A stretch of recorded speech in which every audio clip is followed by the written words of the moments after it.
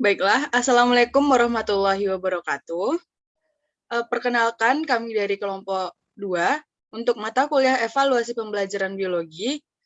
Untuk video kali ini, kami akan mempresentasikan hasil diskusi kelompok kami, yaitu tentang instrumen evaluasi tentang aspek sikap. Nah, sebelum kita memulai materi, alangkah baiknya saya memperkenalkan diri terlebih dahulu. Perkenalkan, nama saya adalah Melati Puspa Kencana. Saya di sini selaku moderator, dan saya tidak akan lupa untuk memperkenalkan teman-teman kelompok saya, yaitu ada Azmi Wandraini, ada Sonia Nurul Ayunda, ada Intan Fatia Rahmi, dan ada Firdaus Eka Putra. Baiklah, untuk tidak memperpanjang pembukaan, saya akan memulai diskusi kita untuk video kali ini. Nah, untuk bagian pertama akan dibacakan oleh teman saya, yaitu Sonia Nurul Ayunda. Kepada Sonia, saya persilahkan. Baiklah, saya akan membacakan materi mengenai penilaian sikap. Sikap bermula dari perasaan yang terkait dengan kecenderungan seseorang dalam merespon sesuatu atau objek. Sikap juga sebagai ekspresi dari nilai-nilai atau pandangan hidup yang dimiliki oleh seseorang. Sikap dapat dibentuk sehingga terjadi perilaku atau tindakan yang diinginkan. Kompetensi sikap yang dimaksud dalam panduan ini adalah ekspresi dari nilai-nilai atau pandangan hidup yang dimiliki oleh seseorang dan diwujudkan dalam perilaku. Penilaian sikap adalah pendekatan penilaian yang menghendaki peserta didik menampilkan sikap yang diperoleh dari pembelajaran dalam situasi yang sesungguhnya atau dunia nyata. Kegiatan penilaian dilakukan oleh pendidik untuk memperoleh informasi mengenai perilaku peserta didik di dalam dan di luar pembelajaran. Selanjutnya terdapat yaitu ranah sikap menurut Cradwell, yaitu A1 sampai dengan A5, kurikulum 2013. Ranah sikap dalam kurikulum 2013 merupakan urutan pertama dalam perumusan kompetensi lulusan. Selanjutnya, diikuti dengan rumusan ranah pengetahuan dan keterampilan. Ranah sikap dalam kurikulum 2013 menggunakan olahan Cradwell, di mana pembentukan sikap peserta didik ditata secara hierarkis, mulai dari menerima atau accepting, merespon atau menanggapi atau jurusnya responding, menghargai atau following, menghayati atau organizing atau internalizing, dan mengamalkan atau characterizing atau actualizing. Yang pertama yaitu terdapat penerimaan atau reserving, yaitu mengacu kepada kemampuan memperhatikan dan memberikan respon terhadap stimulasi yang tepat. Penerimaan merupakan tingkat hasil belajar terendah dalam domain efektif. Yang kedua yaitu pemberian respon atau partisipasi atau juga disebut responding. Dalam hal ini, siswa menjadi terlibat secara afektif, menjadi peserta dan tertarik. Yang ketiga yaitu penilaian atau penentuan sikap atau valung, yaitu mengacu kepada nilai atau pentingnya kita menterikatkan diri pada objek atau kejadian tertentu dengan reaksi-reaksi seperti menerima, menolak, atau tidak menghiraukan. Tujuan-tujuan tersebut dapat diklasifikasikan menjadi sikap dan apresiasi.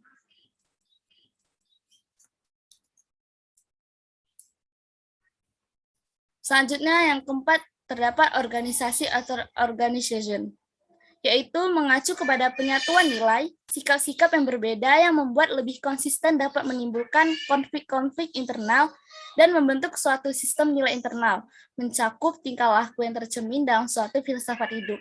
Dan yang terakhir yaitu karakterisasi atau pembentukan pola hidup atau characterization by a value or value complex, yaitu mengacu kepada karakter dan daya hidup seseorang. Nilai-nilai sangat berkembang, nilai teratur sehingga tingkah laku menjadi lebih konsisten dan lebih mudah. Sekian dari saya kembalikan kepada moderator. Baiklah, terima kasih kepada teman saya Sonia Nurul Ayunda. Untuk materi selanjutnya akan saya bacakan, yaitu untuk KKO penilaian pengetahuan berdasarkan ranah sikap. Dalam penyusunan instrumen penilaian efektif, kita harus menggunakan kata kerja operasional, yang kita ketahui singkatannya itu KKO, dalam indikatornya. Dan ini dilakukan sama seperti instrumen penilaian kognitif dan psikomotor, agar indikator dapat diamati atau terukur. Menurut taksonomi Bloom, ada 5 tingkatan ranah efektif, yaitu ada menerima, merespon, menghargai, mengorganisasikan, serta karakterisasi menurut nilai. Nah, untuk menerima yaitu ada menunjukkan, Misalnya kesadaran, kemauan, perhatian. Nah, dan ada juga yaitu mengakui. Contohnya yaitu perbedaan dan kepentingan. Untuk merespon, ada mematuhi dan berperan aktif. Untuk mematuhi sendiri memiliki pemisalan yaitu peraturan, tuntutan, serta perintah. Sedangkan berperan aktif, misalnya adalah di laboratorium, di dalam diskusi, di dalam kelompok, dalam organisasi, ataupun dalam kegiatan dan sebagainya. Untuk menghargai, ada menerima suatu nilai, menyukai, menyepakati, menghargai. Contohnya seperti karya seni, sumbangan, pendapat, gagasan, saran, dan sebagainya.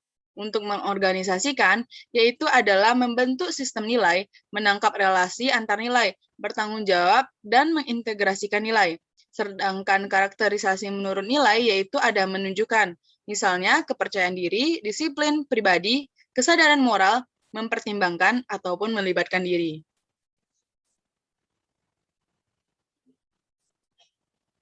Untuk prinsip penyusunan instrumen evaluasi aspek sikap, yaitu instrumen sikap bertujuan untuk mengetahui sikap peserta didik terhadap suatu objek. Misalnya kegiatan sekolah, sikap bisa positif ataupun negatif. Objek bisa berupa kegiatan ataupun mata pelajaran itu sendiri. Cara yang mudah untuk mengetahui sikap seorang peserta didik adalah dengan melalui kuesioner. Pertanyaan tentang meminta responden untuk menunjukkan perasaan yang positif ataupun negatif terhadap suatu objek ataupun suatu kebijakan. Kata-kata yang sering digunakan pada pernyataan sikap menyatakan arah perasaan seseorang, yaitu menerima menolak, menyenangi tidak menyenangi, baik atau buruk, diinginkan atau tidak diinginkan. Penilaian ranah efektif peserta didik selain menggunakan kuesioner juga bisa dilakukan melalui observasi ataupun pengamatan. Prosedurnya sama, yaitu dimulai dengan menentukan definisi konseptual dan definisi operasional.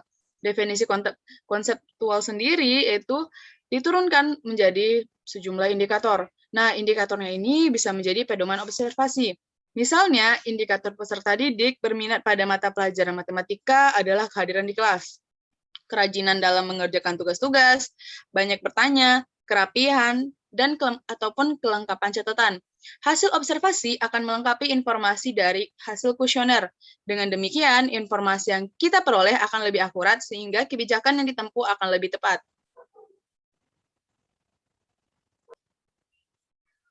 Baiklah, segitu saja materi dari saya. Selanjutnya akan disambung oleh teman saya, yaitu Intan Fatia Rahmi. Oke, baiklah.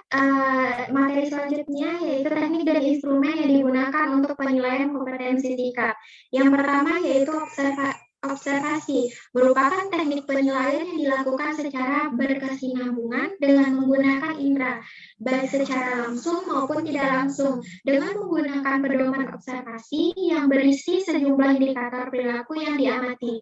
Yang kedua, yaitu penilaian diri, merupakan teknik penilaian dengan cara meminta peserta didik untuk mengemukakan kelebihan dan kekurangan dirinya dalam konteks pencapaian kompetensi.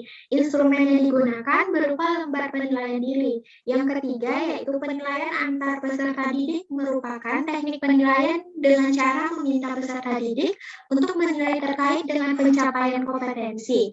Instrumen yang digunakan berupa lembar penilaian antar peserta didik. Yang keempat yaitu jurnal, merupakan catatan pendidik di dalam dan di luar kelas yang berisi informasi hasil pengamatan tentang kekuatan dan kelemahan peserta didik yang berkaitan dengan sikap dan perilaku. Yang kelima yaitu wawancara, merupakan komunikasi antar dua orang melibatkan pendidik yang ingin memperoleh informasi dari peserta didik dengan mengajukan pertanyaan-pertanyaan berdasarkan tujuan tertentu.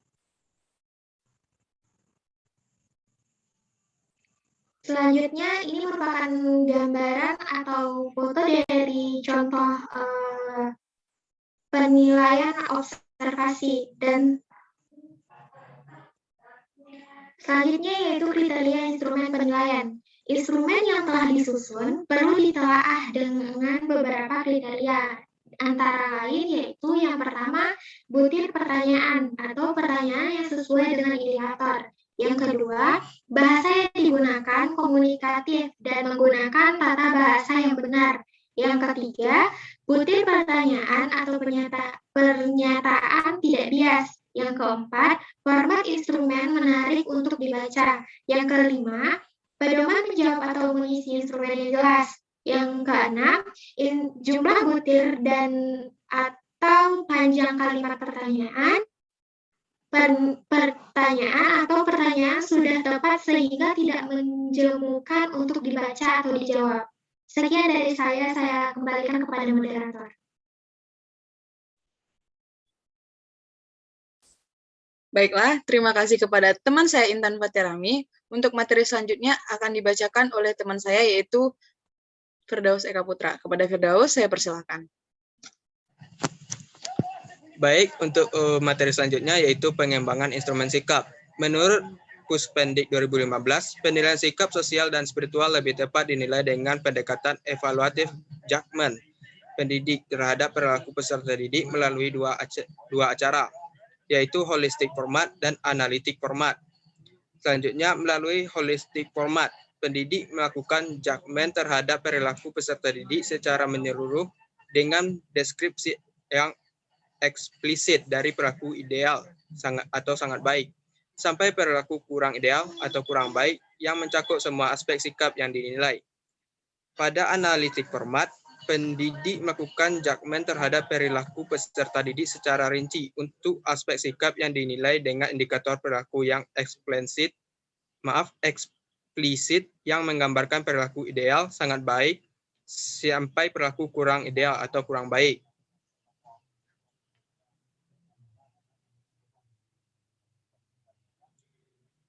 Selanjutnya, pengembangan instrumen sikap. Deskripsi perilaku untuk holistic format atau penilaian secara menyeluruh dan indikator perilaku untuk analitik format atau penilaian yang dibuat berdasarkan aspek-aspek tertentu. Dirumuskan secara bersama antara pendidik dan sekolah dengan mengacu kepada nilai yang ingin dikembangkan yang disesuaikan dengan tahapan perkembangan moral peserta didik.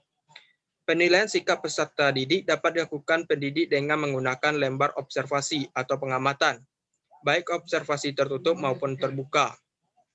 Untuk melengkapi hasil penilaian sikap tersebut, pendidik juga dapat menggunakan penilaian diri dan penilaian antar teman sebagai penunjang. Sekian penyampaian dari saya kembalikan kepada moderator.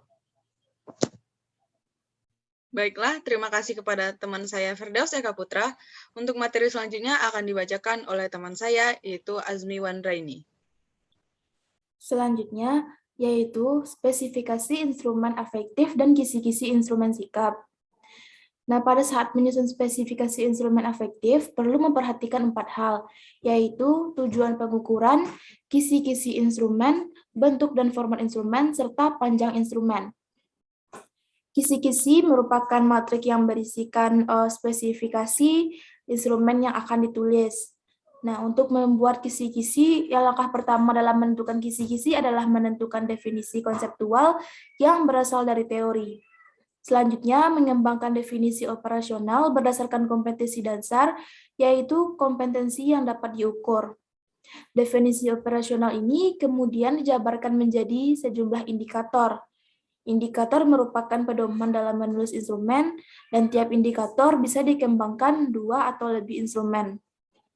Skala yang sering digunakan dalam membuat kisi-kisi dan dalam instrumen penilaian afektif ini adalah skala Thurston, skala Likert, dan skala beda semantik. Selanjutnya, penskoran penilaian sikap, penskoran penilaian aspek sikap.